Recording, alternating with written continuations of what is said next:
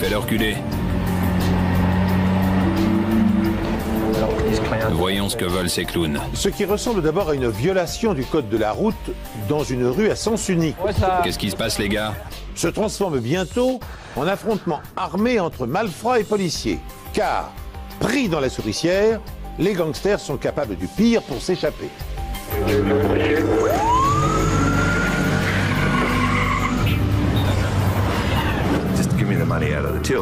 Il voulait qu'on lui donne l'argent de la caisse, il était pressé d'en finir. Il a bousillé ma vie. Il conduisait de façon très dangereuse. On l'a retrouvé caché dans la végétation à 5 ou 10 mètres de la route. Je ne sais rien à propos de ce braquage, de la fusillade, de la police. Il était agressif, il n'avait pas envie d'être là. Il était évident qu'il détestait la police. Bonjour, merci de nous rejoindre pour cette nouvelle enquête impossible. Si elle n'avait pas atteint un tel degré de violence, les attaques à main armée de boutiques passeraient presque inaperçues dans les quartiers ouest de Sydney. Mais lorsque les policiers deviennent eux-mêmes la cible d'un braqueur, la sécurité de toute la cité s'en trouve menacée. Tandis que la panique s'installe, les experts médico-légaux s'emploient à rassembler des indices dans l'urgence pour stopper le prédateur. Des forces de l'ordre et du gangster fou, qui gagnera cette course de vitesse? Je poursuivais une voiture bleue quand on est arrivé à une intersection. La voiture a beaucoup ralenti jusqu'à descendre sous les 20 km/h. J'ai trouvé ça bizarre qu'il ralentisse en plein milieu d'une poursuite, mais tout à coup, j'ai vu le passager se pencher par la fenêtre avec un fusil à canoncier. Fusillade! L'un d'entre eux est armé d'un fusil, il vient de nous tirer dessus. Il y a eu des coups de feu. J'ai accéléré le plus possible pour me mettre juste derrière le véhicule en fuite et être hors de portée des balles. Pouvez-vous nous donner une description ou l'immatriculation de la voiture? C'est une berline bleue avec 2 hommes à l'intérieur. Quand ils nous ont tiré dessus, on a compris que ce n'était pas pour nous faire peur. C'était pour nous toucher, nous tuer, nous arrêter, par n'importe quel moyen. Par chance, c'était le matin du lundi de Pâques. Il y avait très peu de voitures ou de piétons dans la rue. On a continué à les poursuivre dans plusieurs petites rues. Et le passager s'est encore une fois tourné vers nous pour tirer. Le passager nous a encore tiré dessus.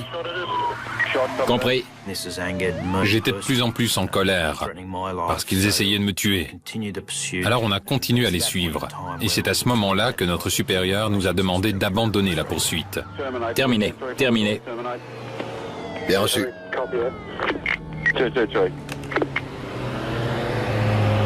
Je patrouillais dans le secteur de Liverpool quand j'ai entendu parler de la poursuite dans ma radio. Et pour la brigade cynophile, c'est le boulot idéal, parce que dans le cas où les suspects prennent la fuite à pied, les chiens peuvent facilement retrouver leurs traces. À toutes les unités, on recherche une berline bleue. Il y aurait 2 hommes à l'intérieur. Ils viennent d'être pris en chasse. Des coups de feu ont été tirés. Si vous la repérez, prenez toutes les précautions nécessaires. Finalement, j'ai retrouvé la voiture sur le bord d'une route. Et apparemment, il n'y avait personne à l'intérieur. J'ai une berline bleue immatriculée WWH 335. Est-ce que c'est celle qu'on cherche? C'est celle-là. N'oubliez pas de prendre toutes les précautions nécessaires. Ces hommes sont armés et n'ont pas hésité à tirer sur des policiers. J'ai ouvert la portière côté conducteur pour faire sentir au chien la voiture et vérifier qu'il n'y avait personne. Par chance, elle était vide. Ensuite, j'ai fait un tour sur le trottoir. Quand des gens s'enfuient à pied, ils laissent une odeur derrière eux. Et nos chiens sont entraînés à les détecter et à les retrouver. La piste suivait le trottoir et longeait les pavillons le long de la route. S'ils étaient capables de tirer sur des policiers, ils pouvaient s'attaquer à des citoyens. Je voulais absolument les arrêter. Je suis arrivé devant une palissade et le chien a retrouvé un grand pull et des gants. On est passé de l'autre côté de la palissade. La piste continuait dans les jardins et passait par-dessus beaucoup d'autres barrières. Mais avec les sirènes, les hélicoptères et les gens qui sortaient dans la rue, on a fini par perdre leurs traces. Confirmation, il est possible que la fuite soit liée au vol à main armée qui a eu lieu à la librairie de Shipping Norton. C'est tout à fait possible parce que la première fois qu'on les a vus, c'était sur la route principale de Shipping Norton. J'ai repéré la voiture alors que je me trouvais devant la boutique. Et j'ai vu 2 hommes à l'intérieur. Ils n'ont fait que passer, je n'ai rien remarqué de spécial. Une demi-heure plus tard, l'un d'eux a surgi dans le magasin et a tiré un coup de feu sans même prononcer un mot. Ça a été vraiment un choc. Et c'est là qu'il m'a réclamé l'argent. Au début, vous ne savez pas quoi faire, puis vous savez comment il faut agir et vous l'écoutez attentivement. Tout ce que vous voulez à ce moment-là, c'est vous en sortir vivant. J'ai ouvert la caisse pour attraper les billets. Il m'a aussi demandé les pièces. Il me disait de ne pas faire l'imbécile et de lui donner l'argent. C'est comme ça que ça s'est passé. Il était très agressif. Et puis il m'a demandé les clés du coffre tout en me menaçant avec son arme. Je ne pouvais rien faire. Il m'a demandé de lui donner le sac et de me mettre à genoux. Il m'a dit de ne pas le suivre, qu'il n'hésiterait pas à me tuer. Je savais que la porte coulissante était entrouverte. J'ai couru pour appuyer sur l'alarme et la police est arrivée dans les 2 minutes. Ça a été très rapide.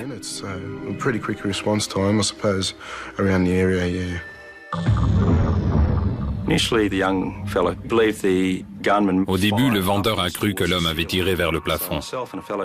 Alors on lui a demandé de se remettre derrière le comptoir, là où il se trouvait quand l'homme est arrivé, et de nous dire où le voleur se trouvait à ce moment-là.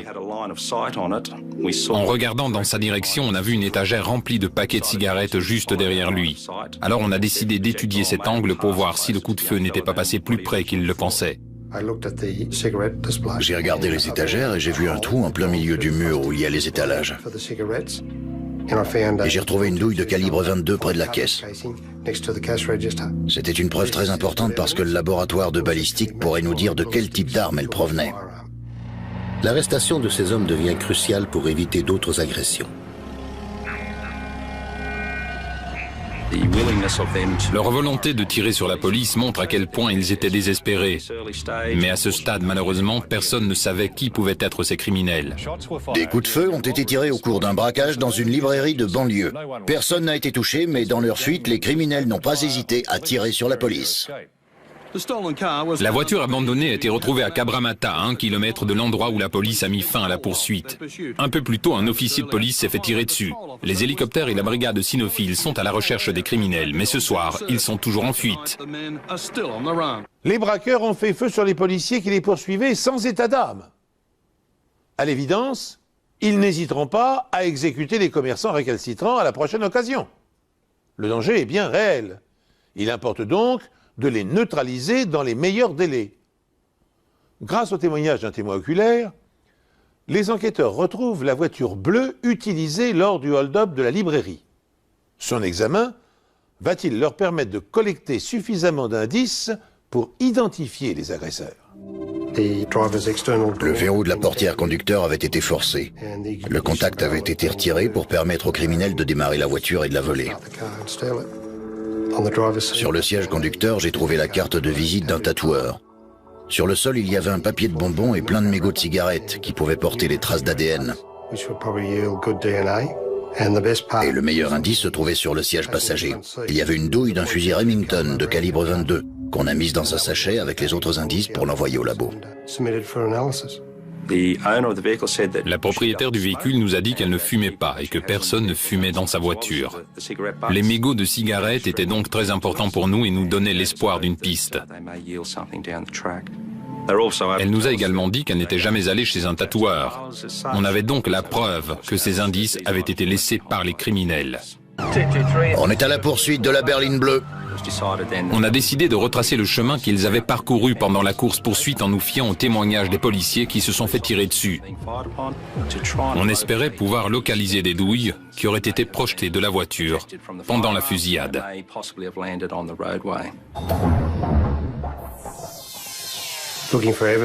La chasse aux indices revenait à chercher une aiguille dans une botte de foin. Mais j'ai eu de la chance et j'ai retrouvé la douille d'un calibre 22. Elle provenait du même fabricant que celle retrouvée dans la librairie et dans la voiture volée.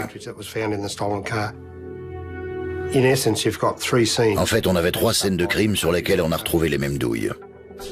Le pull et les gants retrouvés près de la voiture abandonnée sont une autre source potentielle d'ADN. Mais sans suspect, aucun lien ne peut être établi. 2 jours plus tard, une autre épicerie se fait braquer. Je travaillais dans la réserve quand j'ai entendu la porte claquer et je me suis demandé pourquoi la porte se refermait. Quand j'ai regardé vers l'entrée, j'ai vu un homme masqué, armé d'un fusil. Et je me suis dit qu'on allait avoir de sérieux problèmes. Ma sœur était derrière le comptoir, alors je me suis montré pour la protéger. J'ai essayé de lui parler, mais il s'est énervé et il m'a jeté un sac en plastique.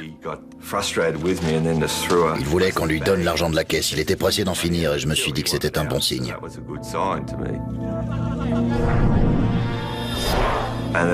Je le regardais pendant que Kerry remplissait les sacs et j'ai entrevu une chance de l'arrêter. J'ai essayé de lui attraper son arme.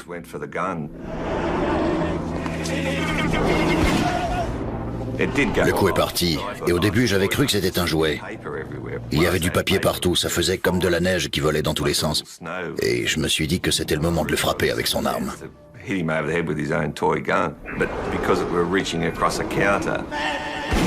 Mais il a réussi à se dégager et juste avant de partir, il y a eu un autre coup de feu. Quand je suis retourné vers le comptoir, ma sœur était étendue sur le sol. Elle avait été touchée sur le côté du ventre.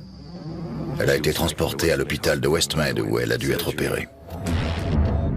Les douilles et le projectile retrouvés sur les lieux ainsi que la description du voleur correspondent avec le hold-up de Shipping Norton. L'autre similitude est l'utilisation d'un sac plastique pour emporter le butin. Mais cette fois, il a été abandonné sur place. Le fait de pointer une arme sur quelqu'un pour lui extirper de l'argent est déjà un acte violent et traumatisant. Mais le fait de tirer sur une femme était très inquiétant. On était passé à un autre niveau de violence. Fort heureusement, une fois encore, des témoins ont eu le sang-froid de noter le numéro de la plaque d'immatriculation de la voiture des suspects. Une rapide vérification révèle qu'elle a été volée sur un parking à proximité d'une gare. Cette information est capitale pour les enquêteurs, car le véhicule utilisé pour le premier braquage a été volé dans les mêmes conditions. Alors, les malfrats se rendent-ils à Sydney en train pour s'attaquer aux commerçants? On avait un problème de taille à ce stade de l'enquête parce que les vols avaient eu lieu à Cabramatta et à Fairfield. Et il y a environ 50 braquages par semaine dans ce coin-là. Le trafic de drogue y est très développé, surtout à Cabramatta. Les toxicomanes ont donc besoin d'argent et c'est pour ça qu'il y a énormément de vols sur des cibles faciles. Les 2 voitures avaient été volées sur le parking d'une gare située près du hold-up, ce qui nous a orientés vers l'hypothèse que les voleurs arrivaient sur place par le train et qu'ils volaient une voiture sur le parking avant de commettre leur crime. Plus tard ce soir-là, la voiture utilisée pour le vol de Sefton est retrouvée brûlée dans un parc situé à seulement quelques kilomètres du lieu de braquage. On avait tiré sur une femme et l'affaire prenait une toute autre tournure. On avait très peur que quelqu'un se fasse tuer. Et dans la semaine qui suit, la situation ne s'améliore pas. On a reçu un appel nous disant qu'il y avait eu un braquage dans une cave de Fairfield. Un voleur est entré avec une arme à canoncier et il est passé devant la salle où les employés mangeaient. L'une des victimes a cru que c'était une blague. Il était très agressif. Il les insultait et alors qu'il faisait ce qu'ils demandaient, il a tiré une fois. 2 garçons et leur père qui se trouvaient à l'intérieur du magasin ont été terrifiés par le comportement de l'individu qui était entré et qui tirait. Ils obéissaient à toutes ses directives. L'homme cagoulé a réussi à récupérer plusieurs centaines d'euros. Un témoin nous a dit qu'il avait particulièrement remarqué ce regard bleu qui le fixait à travers la cagoule. Le fait que cet homme n'ait pas hésité à tirer nous faisait dire qu'il s'agissait du voleur responsable des braquages de Sefton et de Shipping Norton. Ce qu'a vu le propriétaire du magasin voisin laisse à penser qu'il s'agit également du même complice. Mais hormis les douilles de calibre 22, les nouveaux indices se limitent à des yeux bleus et une voiture rouge. La police est encore loin d'avoir démasqué les agresseurs qui terrorisent l'ouest de Sydney. Une réalité d'autant plus inquiétante que la fréquence des crimes ne cesse d'augmenter. Il y a eu un braquage dans une épicerie de Parramatta. Un homme est entré avec une cagoule et une arme. Une mère et son fils tenaient la boutique à ce moment-là. Il a réclamé l'argent et la mère s'est mise à crier « Prenez tout ce que vous voulez ». Pendant ce temps, le garçon faisait ce qu'on lui disait de faire. Sa mère a essayé de l'entraîner vers l'arrière du magasin pour échapper au voleur, mais ce dernier a tiré. La balle a fusé entre la mère et le fils et les a manqués de quelques centimètres. La mère est sortie par l'arrière du magasin et a aperçu une autre voiture rouge avec une femme au volant. Elle lui criait de l'aider, pensant avoir trouvé de l'aide. Et puis, elle a vu l'homme cagoulé sortir du magasin en courant avant de monter dans cette même voiture. La femme lui a laissé le volant en se glissant sur le siège passager. Le jeune homme est ensuite sorti du magasin et a lancé un rouleau de scotch sur la voiture qui a pris la fuite. La couleur de la voiture attire l'attention des enquêteurs. On savait qu'une voiture correspondant à cette même description avait été utilisée dans le braquage de Fairfield. On en a rapidement conclu qu'il s'agissait des mêmes malfaiteurs. La seule différence avec les autres vols, c'est qu'il n'avait pas emmené son propre sac plastique. Et quand il a demandé l'argent au jeune garçon, il lui a dit d'utiliser un de ses sacs. Et cette fois, il y avait une femme. Et même si ça nous a semblé bizarre, la façon de procéder ressemblait tellement à celle des autres vols qu'on était presque sûr qu'il s'agissait du même voleur. Avec l'apparition de cette femme, on s'est retrouvé avec un scénario du genre Bonnie and Clyde. 2 jours plus tard, des policiers retrouvent la voiture rouge. Elle a été brûlée comme celle utilisée lors du hold-up de Sefton. Tandis que le rythme des attaques s'accélère, les enquêteurs disposent maintenant d'une nouvelle information. Le complice du braqueur est une femme. Cette indication va-t-elle faciliter l'identification du couple? Même si les preuves scientifiques étaient plutôt limitées, on avait récupéré les bandes des caméras de surveillance de la gare de Yenora. Au moment où la voiture est arrivée sur place, on a vu une femme en sortir et quelques minutes plus tard, la voiture était brûlée. Ensuite, on a vu un homme monter sur la passerelle de la gare peu de temps après la femme. Il était tard, il n'y avait personne d'autre sur le quai. Les images de la caméra ne le montrent que de dos. En revanche, on a pu voir le visage de la femme. Sur ces images, on la voit porter une veste de survêtement. Et un peu plus tard, on les a vus ensemble sur le quai. On a ralenti les images avant de les diffuser à tous les commissariats de Nouvelle-Galles du Sud, espérant que quelqu'un serait capable de les identifier. Même si la police n'a pas le nom de la jeune femme, sa complicité devient évidente lorsqu'un autre vol se produit dans une station-service. Cette fois-ci, une femme est entrée pour demander de la monnaie. Le voleur a surgi à l'intérieur avec son fusil et avait apporté son propre sac avec lui. Il a demandé l'argent au pompiste avant de tirer un coup de feu. Ce braquage était identique aux autres, à part que le malfaiteur ne portait pas de cagoule. Il s'était mis un sac plastique sur la tête, mais tout le reste était similaire. Le fusil à canon scié de calibre 22, la façon de réclamer l'argent et le coup de feu. Quand les enquêteurs ont pris la déposition du pompiste, ils ont découvert que la même fille était venue à la boutique 1 heure avant le braquage. Bonsoir, ça vous intéresserait un lecteur CD? Cette fille l'a abordé pour essayer de lui vendre un lecteur CD. Il a refusé et elle est remontée dans une voiture couleur crème dans laquelle il y avait un homme au volant. On a visionné l'enregistrement des caméras de surveillance et on a vu les images du braquage. Mais surtout, on a réussi à voir le visage de la jeune femme qui était déjà venue 1 heure avant, puis juste avant le vol. Cette femme ressemblait énormément à celle qu'on avait vue sur les caméras de surveillance de la gare de Yenora. Et surtout, elle portait exactement la même veste de sport à chaque fois. Une recherche sur la liste des véhicules volés révèle qu'une voiture couleur crème a été volée sur le parking d'un club de bowling à Cabramatta, 1 heure seulement avant le braquage. Encore une fois, le club de bowling était tout près d'une gare, ce qui correspondait à tous les autres vols de voitures pour les autres braquages. Et comme pour les autres hold-up, la voiture volée est retrouvée abandonnée à proximité de la scène de crime. Le lendemain, un officier en patrouille a vu la voiture et s'est lancé à sa poursuite. Il a mis les sirènes et la voiture en question s'est mise à accélérer. Le temps qu'on se rende sur place pour venir en aide aux policiers de Fairfield, j'ai fait savoir à toutes les unités que la personne à l'intérieur de la voiture avait certainement une arme et qu'elle n'avait pas hésité à l'utiliser plusieurs fois.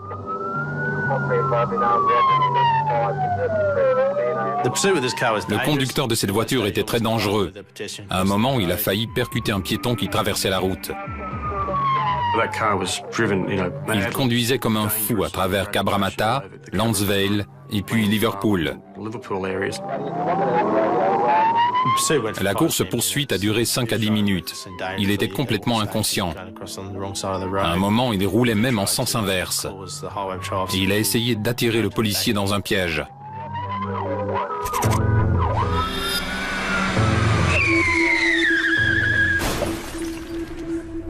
La course-poursuite a pris fin quand il a fait une sortie de route dans l'une des rues principales de Sydney. Sortez de la voiture! Les mains en l'air, sortez de la voiture! Juste après son accident, il s'est retrouvé cerné par des policiers qui redoutaient sa réaction. Sortez du véhicule, les mains en l'air! Il est resté à l'intérieur, il ne voulait pas bouger. Comme il refusait de sortir de la voiture et que la situation commençait à échapper à notre contrôle, j'ai cassé la vitre côté conducteur avec un bâton. Je lui ai demandé de sortir de la voiture, mais il refusait toujours de faire le moindre geste. Alors je l'ai agrippé pour le sortir moi-même par la vitre cassée. L'homme a été arrêté et conduit au poste. On l'a identifié comme étant Stephen Hooper. Après une dangereuse course-poursuite à travers les rues dans les quartiers ouest de la ville de Sydney, Stephen Hooper est placé en état d'arrestation. Notre objectif était de le relier au braquage de la station-service la nuit précédente. Il était dans une voiture, volée sur le parking du club de bowling juste avant le braquage. Et sa façon de conduire prouvait qu'il avait bien plus à se reprocher qu'un vol de voiture.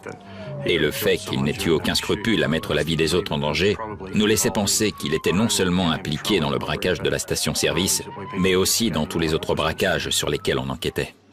L'inspecteur Malone et moi allons vous poser des questions sur cette voiture volée couleur crème. Qu'est-ce que vous avez à nous dire là-dessus? J'ai rien à dire. La police vous a bien arrêté ce matin à 10h45.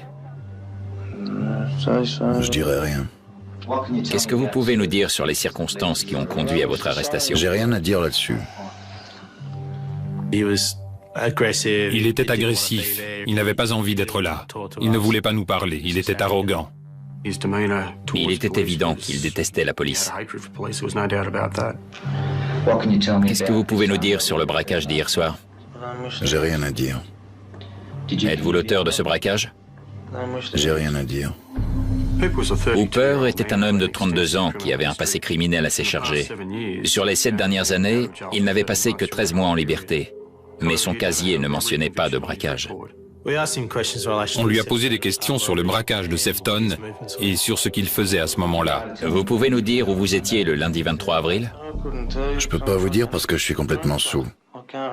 J'arrive même pas à me souvenir ce que j'ai fait il y a 10 minutes, alors il y a 3 semaines, faut pas rêver. Stephen Hooper avait les yeux d'un bleu limpide. La description qu'on avait recueillie pour le braquage de Fairfield mentionnait que le criminel avait des yeux très bleus. Il avait des tatouages partout, ce qui nous a ramené au premier braquage, celui de Shipping Norton. Dans la voiture, on avait retrouvé la carte de visite d'un tatoueur. C'était un autre indice. Quelle est votre adresse actuelle? J'ai pas d'adresse fixe. Quelle est votre dernière adresse? Chez ma mère. Et où habite votre mère? Cabramatta.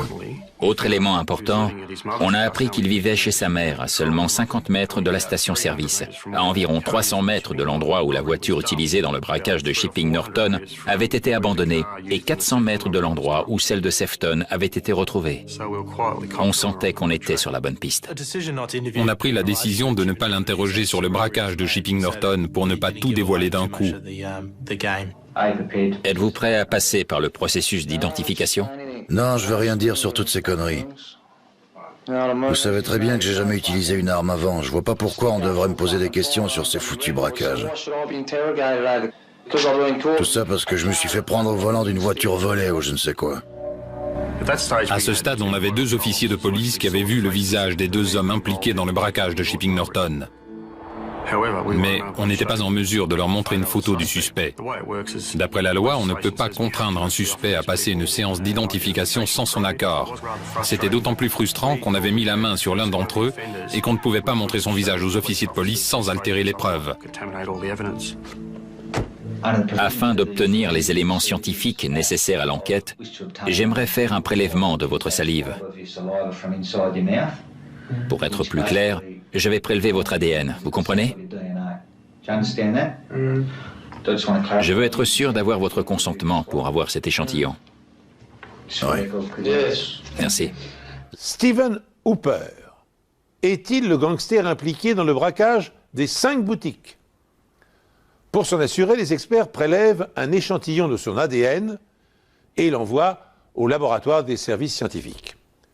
Comparé à celui prélevé sur les mégots de cigarettes et sur les gants retrouvés à proximité des scènes de crime, il permettra de savoir s'il existe un lien entre le hold-up de Shipping Norton et la fusillade qui s'est déroulée lors de la course-poursuite avec la police.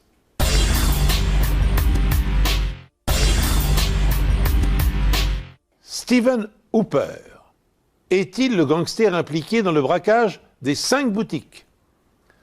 Pour s'en assurer, les experts prélèvent un échantillon de son ADN et l'envoient au laboratoire des services scientifiques. Comparé à celui prélevé sur les mégots de cigarettes et sur les gants retrouvés à proximité des scènes de crime, il permettra de savoir s'il existe un lien entre le hold-up de Shipping Norton et la fusillade qui s'est déroulée lors de la course-poursuite avec la police. À cause du grand nombre de crimes commis en Nouvelle-Galles du Sud et du nombre d'enquêtes résolues grâce à l'ADN, les laboratoires sont débordés et les résultats sont très longs à obtenir. Généralement, les affaires de meurtre sont prioritaires, alors il a fallu qu'on patiente pour avoir nos résultats. Pendant ce temps, le laboratoire de balistique étudie les liens éventuels entre les 7 douilles de calibre 22 récupérées sur les scènes de crime. Chaque arme laisse sa propre signature sur une balle ou une cartouche. La signature est unique à cette arme. Grâce à un microscope comparatif, j'ai pu déterminer que la taille et la forme des marques de tir des 7 douilles étaient identiques. J'ai ensuite recherché les imperfections microscopiques. C'est un peu comme essayer d'aligner des rails sur des voies ferrées. Grâce à cette méthode, j'ai pu arriver à la conclusion que les 7 balles avaient été tirées par la même arme. Il fallait qu'on localise l'arme. C'était très important. Si on parvenait à trouver cette arme chez lui, ou dans un endroit qu'il fréquentait beaucoup et que les résultats d'ADN se révélaient positifs, on aurait de quoi inculper notre suspect pour les braquages. Pour l'instant, Hooper n'est accusé que de refus d'obtempérer et de vol de voiture. Il sera déclaré coupable et condamné à 12 mois de prison.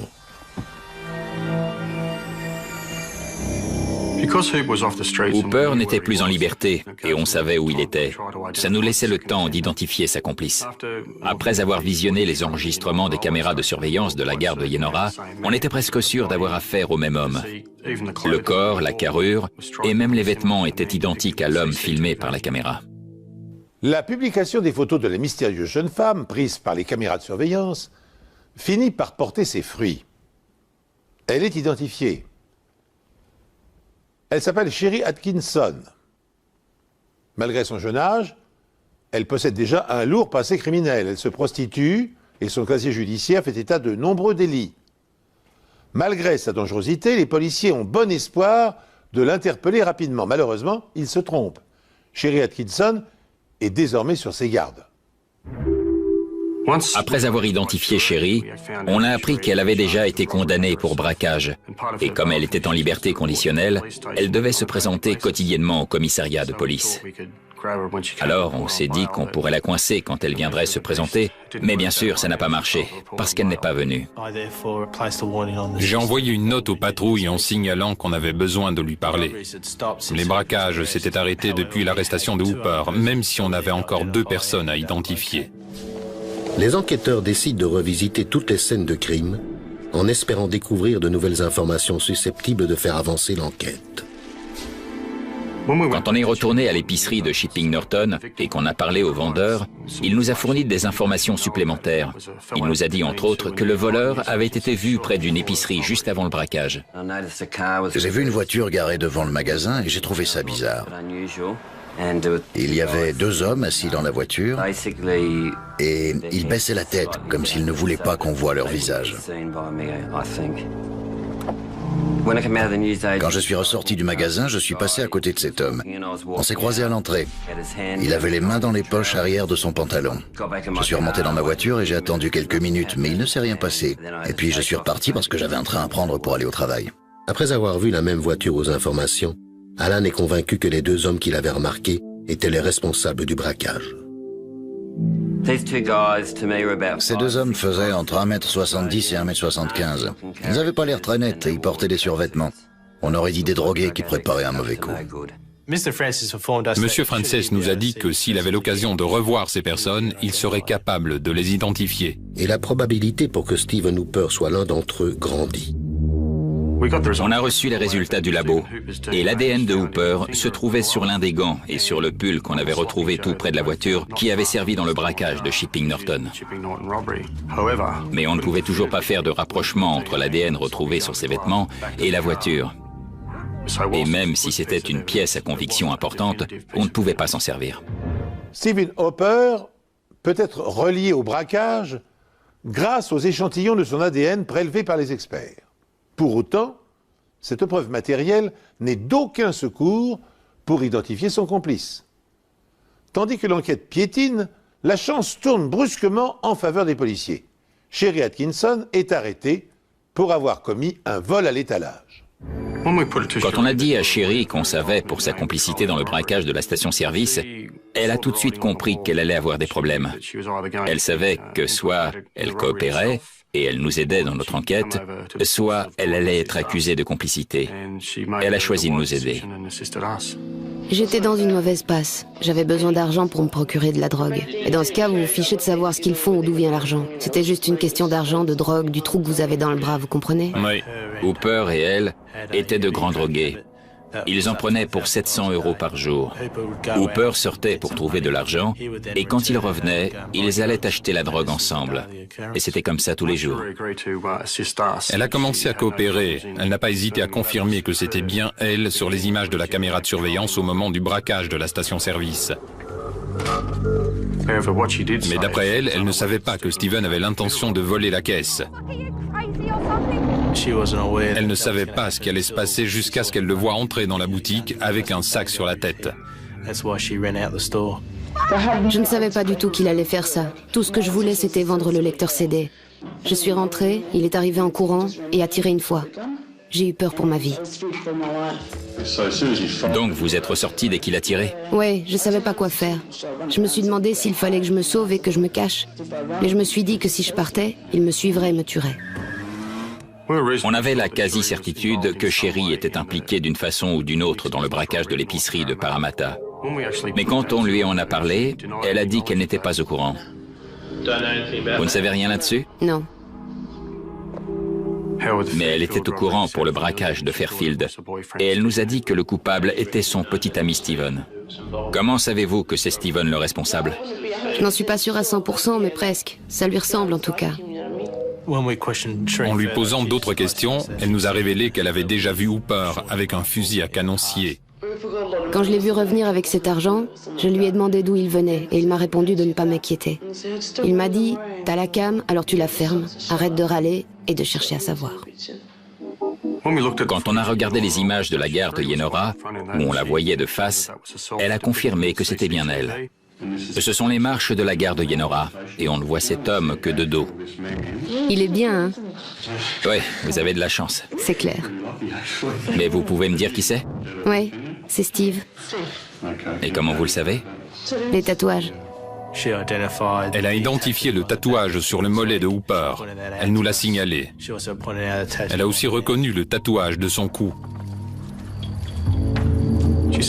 Elle nous a dit qu'ils avaient abandonné la voiture, que Steven y avait mis le feu et qu'ils étaient partis voir leur dealer pour lui acheter de la cocaïne.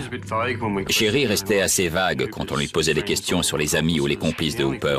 La seule chose qu'elle a pu nous dire, c'est qu'il traînait avec un homme très mince avec des taches de rousseur. Elle nous a dit qu'il s'appelait peut-être Daniel Adamson. Tout commençait à s'éclaircir, mais on ne savait pas qui était cette troisième personne. Tout ce qu'on avait, c'était un nom dont on n'était pas vraiment sûr. C'est à ce moment-là qu'un informateur se manifeste. L'informateur nous a dit qu'il s'agissait d'un homme du nom de Dennis Adams et qu'il s'était vanté du braquage de Shipping Norton. D'après lui, il s'amusait à dire qu'il avait tiré sur des flics. Apparemment, ça le faisait beaucoup rire. Vous pouvez m'en dire un peu plus sur leur façon de faire ? Non, il ne m'a rien dit d'autre là-dessus, mais comme je vous l'ai dit, il a tiré sur la voiture de police qui a fait une sortie de route. Mais il restait sur ses gardes quand même. Il n'a rien dit de plus, apparemment. Il est resté dans la voiture. Quand notre informateur nous a donné tous ces détails, on avait la quasi-certitude de tenir le complice du braquage de Shipping Norton. Adams vivait à Mount Droit et la voiture utilisée à Shipping Norton avait été volée à la gare de Mount Droit. Après la course-poursuite dans Shipping Norton, l'officier Wilbur a fait un portrait robot de celui qui lui avait tiré dessus. Et ce portrait ressemblait beaucoup à Dennis Adams. Mais l'informateur n'est pas en mesure de révéler à la police où se trouve Adams. Et aucune recherche ni opération de surveillance ne permettent encore de le localiser. Cette difficulté n'est pas la seule à stopper l'enquête. Steven Hooper, le braqueur récidiviste, vient de s'évader de prison. Le détachement spécial chargé d'enquêter sur la série de braquages est prêt à interroger son premier suspect, Steven Hooper. Le seul problème, c'est qu'il est actuellement introuvable. Il était au centre de détention de Connell. Avec un autre détenu, ils ont surpris deux gardiens et ils ont réussi à s'enfuir. Heureusement, Steven Hooper est rapidement rattrapé et les policiers peuvent enfin l'interroger. Monsieur Hooper, pour vous résumer rapidement la situation, l'inspecteur Ban et moi-même allons vous poser des questions sur un certain nombre de braquages, vous comprenez? Est-ce que vous pouvez répondre à ma question, s'il vous plaît? Alors on y va. Hooper est resté relativement silencieux face à nos accusations. La seule fois où il a protesté, c'est quand on a évoqué la présence de son ADN sur l'une des scènes de crime. On sait à qui appartient l'ADN retrouvé sur le pull élégant. Il s'agit de celui de Steven Ronald Hooper. Vous voulez dire quelque chose à ce sujet? Je dirais rien. Est-ce que vous niez tout ce qu'on vient d'avancer? Je nie tout. Même si Hooper ne disait pas un mot, il espérait qu'on lui parle pour glaner des informations sur ce qu'on avait contre lui. J'aimerais vous dire que pour le braquage qui a eu lieu à 21h30 dans une station-service le 3 mai de cette année, celui qui s'est produit le 2 mai dans une épicerie, celui d'une cave de Fairfield le 30 avril et celui d'une épicerie de Shipping Norton le 16 avril dernier, la même arme a été utilisée. On a identifié des douilles et des projectiles retrouvés sur les lieux et une balle prélevée dans le corps d'une femme qui a été touchée au cours du braquage de Sefton. On a donc 5 indices qui nous renvoient à ce même fusil pour les 5 braquages. Vous avez quelque chose à dire à ce sujet?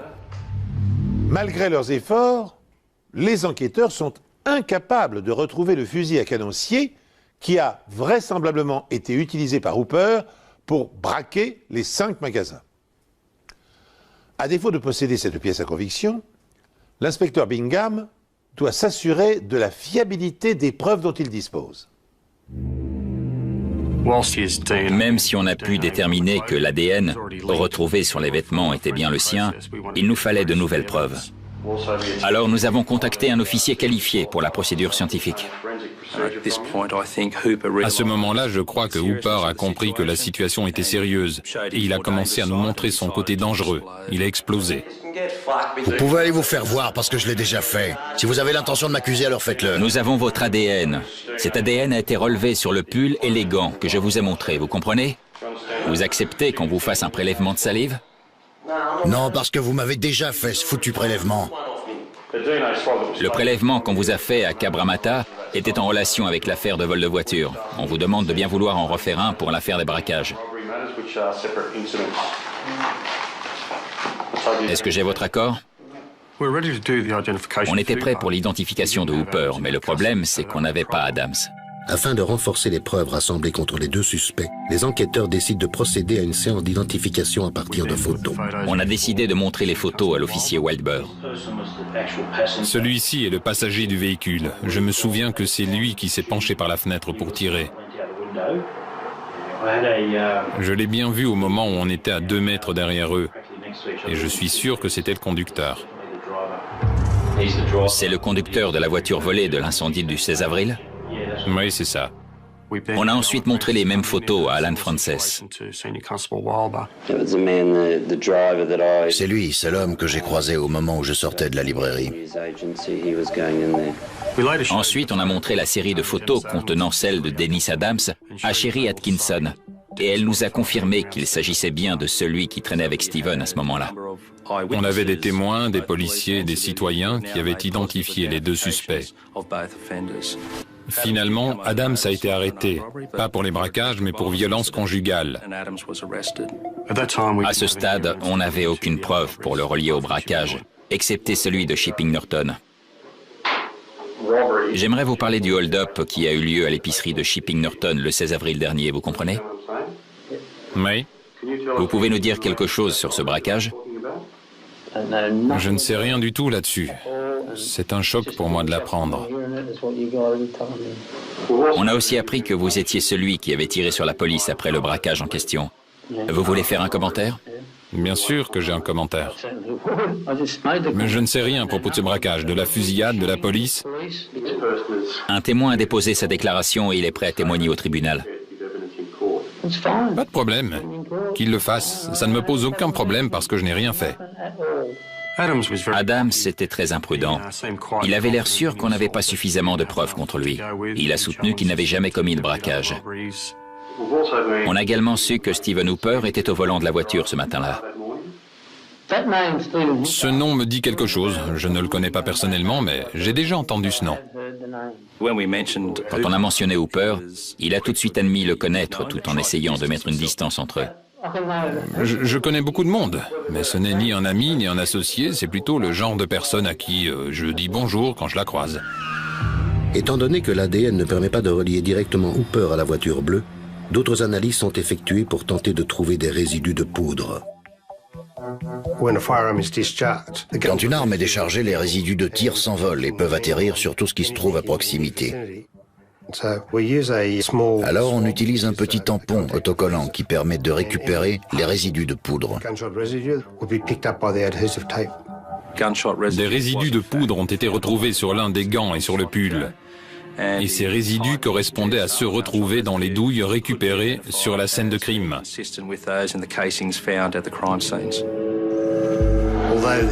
Même si le tireur était le passager, les résidus de tir sont entrés dans le véhicule et se sont déposés sur les vêtements du conducteur. C'est probablement l'élément qui nous a permis de confirmer la culpabilité de Hooper.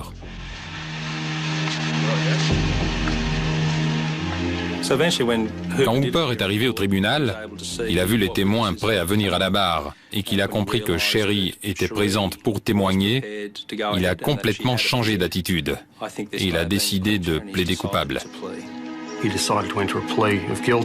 Il a décidé de plaider coupable pour un certain nombre de braquages plutôt que de passer en jugement pour tous les vols. Il a été condamné pour ce qu'il avait avoué et les victimes des autres braquages avaient l'air satisfaits. Pour éviter le procès, Steven Hooper plaide coupable pour les braquages de Shipping Norton, de Sefton et de la station-service, et pour avoir utilisé son arme contre les forces de police. Pour l'ensemble de ces délits, il est condamné à 16 ans de prison. Il ne pourra bénéficier d'une mise en liberté conditionnelle qu'à partir de 2014. Dennis Adams a été jugé pour vol à main armée à Shipping Norton et pour la fusillade avec la police. Il a été condamné à 12 ans de prison. Le vol à main armée est probablement l'agression la plus traumatisante qui soit. En 21 ans de carrière, je n'ai pas vu une seule victime de braquage qui n'ait pas été affectée ou traumatisée. Ce hold-up a eu un effet dévastateur sur ma santé. Peu de temps après, on m'a diagnostiqué une dépression.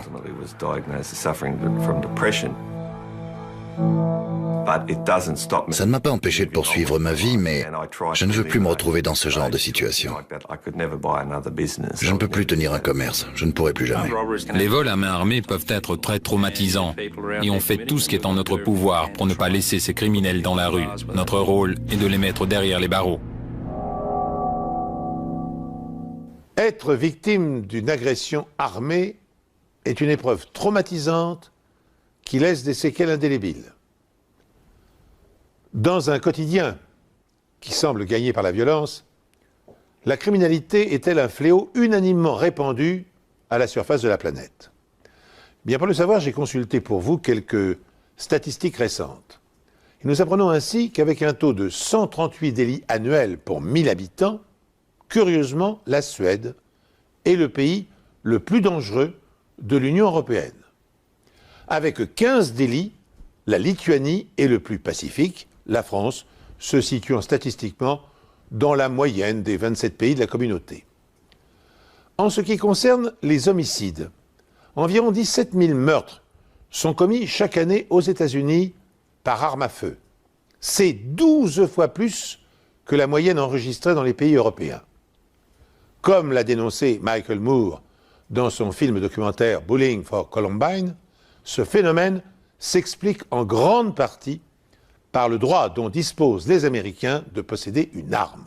Droit qui, malheureusement, est inscrit dans la Constitution américaine et dont fait usage un Américain sur 2. Ainsi s'achève cette émission. Merci de l'avoir suivi et de nous rester fidèles. Je vous donne rendez-vous prochainement sur cette antenne, bien sûr, pour une nouvelle enquête impossible.